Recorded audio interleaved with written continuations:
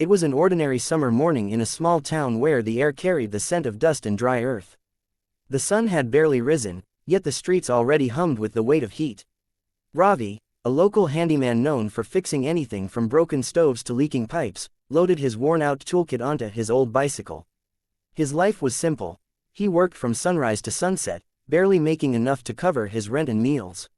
He had no family to return to, no one to greet him at home, just the quiet creak of his ceiling fan and the empty chair across from his own. That morning, a call came from an unfamiliar number. A frail voice, gentle, almost hesitant, spoke on the other end. "Beta, can you come? My water tank is leaking. I don't know anyone else to call." The voice belonged to an elderly woman named Shanti. She lived on the far edge of town, where most houses stood half forgotten, swallowed by weeds and time. Something about the way she said those words, lonely, almost pleading, struck a chord in Ravi's heart. He agreed instantly. When he reached her home, he was surprised. The house looked old, its walls pale and cracked, the garden overgrown. A small wooden gate hung loose on one side. Shanti stood at the door, a woman in her late 70s, dressed in a faded sari.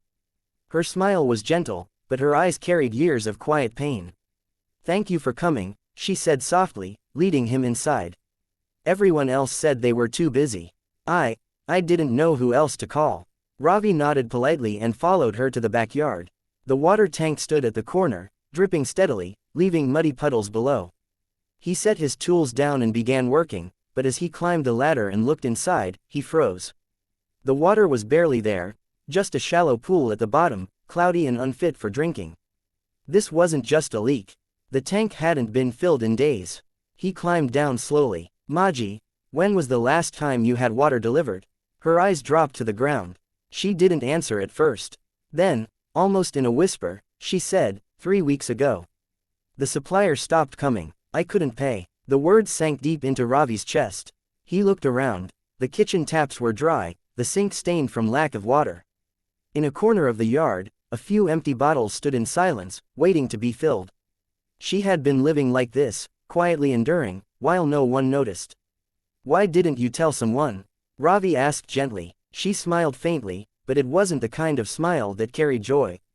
"People have their own problems, Beta. Who wants to be burdened by an old woman's struggles?" Ravi's throat tightened. He remembered his own mother, who had passed away years ago. He remembered her soft voice, her warm hands, the way she always believed he would become something greater.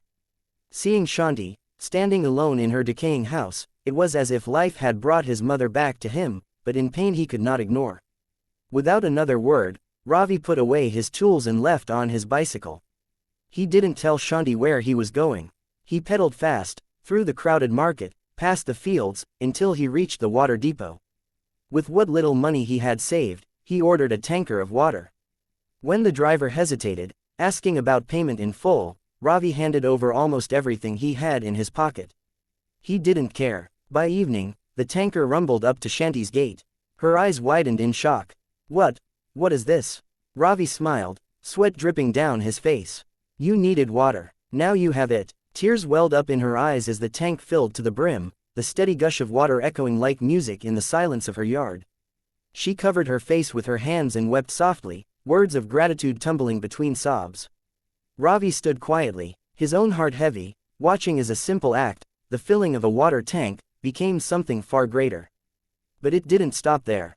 The next day, he returned with groceries, rice, lentils, vegetables. He had barely enough left for himself, but he couldn't shake the image of her frail figure, living on so little. Each day, after his repair jobs around town, he stopped by her house, sometimes fixing a window, sometimes repairing a broken chair, sometimes just sitting with her to share a cup of tea. Slowly, Shanti's house began to feel alive again. Flowers were trimmed, the walls were mended, and laughter echoed in corners that had long been silent. And in those moments, Ravi felt something he hadn't in years, a sense of family, of belonging.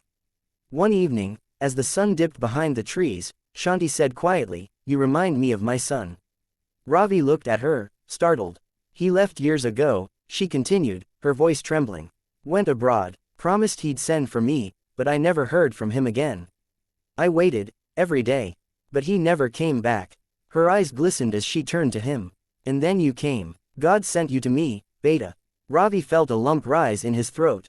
He had always thought of himself as alone in this world, but here, in the presence of this woman who had been abandoned by her own son, he found a bond stronger than blood. Days turned into weeks. Word spread through the town about the handyman who cared for the lonely widow.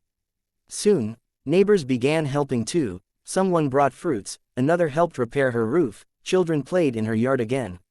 What began as one man's kindness grew into a chain reaction of compassion. Months later, Shanti's health began to decline.